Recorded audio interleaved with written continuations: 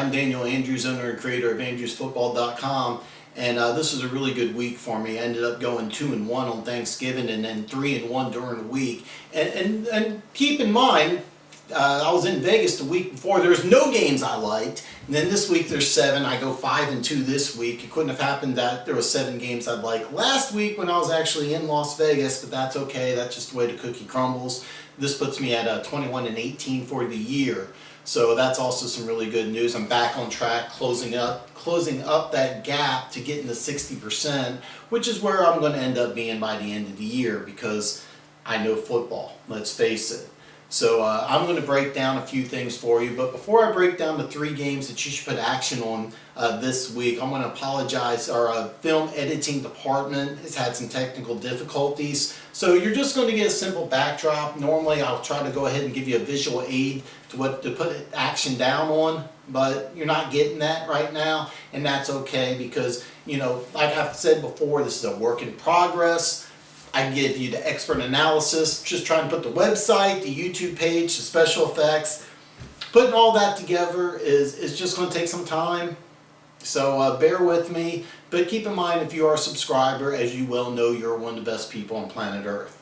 Now, I'm going to give a special shout out to the first game this week. I'm picking Thursday Night Football. It's Dallas Cowboys are at home to their division rival and longtime rival, Washington Redskins. This is going to be a fantastic game. My special shout out is to my friend Dan Emiliancev, longtime Cowboys fan, refuses to go ahead and subscribe to Andrewsfootball.com because I dog his Cowboys. I'm not dogging your Cowboys, Dan. It's just I said at the beginning of the year they're a 500 team. What's their record? They're below 500. They're going to end up being a 500 team. Not this week. They're going to lose this week. It's a pick'em game. Definitely pick the Redskins. Redskins are a better team right now. They're going to go down to Jerry World. They're going to win. This is going to put me above 500 on Thursday night and get me to what is that, 22-18. So. You know what, Dan? You don't want to subscribe? Screw you. Next game I got is the Minnesota Vikings are on the road, and I'm in shock about this. I am absolutely surprised the Vikings are a 3-point favorite. Now, this is also another surprise, and due to technical difficulties, I went ahead and logged on to the Caesars app. They don't have a money line. So I went back to the Westgate app, and if you bet $100 on the Minnesota Vikings, you would win $130. The Vikings are currently a 3-point favorite, and I'm going to say this, point spreads can vary from team to team. There's an awesome article out in Sports Illustrated about Julio Jones. There's a lot of hype about the Atlanta Falcons right now. I think some of that hype is going to fade later on in the week, so I think that line's going to drop from 3 to 2.5. So I advise you, if you can get 3 points, if you can find 3.5 somewhere, jump on 3.5. I strongly suggest you get 3, but the Vikings are going to win this game. Here's how I would take it. I would bet 100 on the Vikings in 3, and I would take 50 on the money line. That way you come out winning on both ends. But I really think that the Vikings are going to win this game. If you follow Andrewsfootball.com, you probably already know this, but defense wins championships. I will take a strong defense over a strong offense any day of the week. But the real question about this game is how the Vikings offense is going to do against the Atlanta Falcons defense. There's talent on the on the Falcons defense, but the Vikings offense has been playing first rate. I mean, they've been looking fantastic. Case Keenum, they stick to his strengths. He's a rhythm passer. He's an accurate passer. Doesn't have the big arm. Doesn't need the big arm. Thielen, he has over 1,000 yards already. He came out of nowhere. Kyle Rudolph had 2 touchdowns last week. He's not a guy who's, you know, like your Travis Kelce or Hunter Henry. He's not one of those athletic spread the field down deep, but he's a great pass catcher. He's a good run blocker too. They've been able to run the ball pretty well, and that defense could easily be the best defense in the National Football League. So go ahead and take the Vikings in 3 points. I strongly suggest you get on this game now because that line's probably going to drop from 3 to 2.5. Could even be around 2 towards kickoff. I think the hype for the Atlanta Falcons is going to kind of wear down during the week, and people are going to look at the Minnesota Vikings and realize, wow, this is a really good team. Another thing about the Vikings is they played on Thanksgiving. The Falcons did not, so the Vikings have a few extra days of rest before getting... And also, every single Vikings player saw that 250-yard performance. I guarantee you Julio Jones is not going to come close to 250 yards, not against that defense.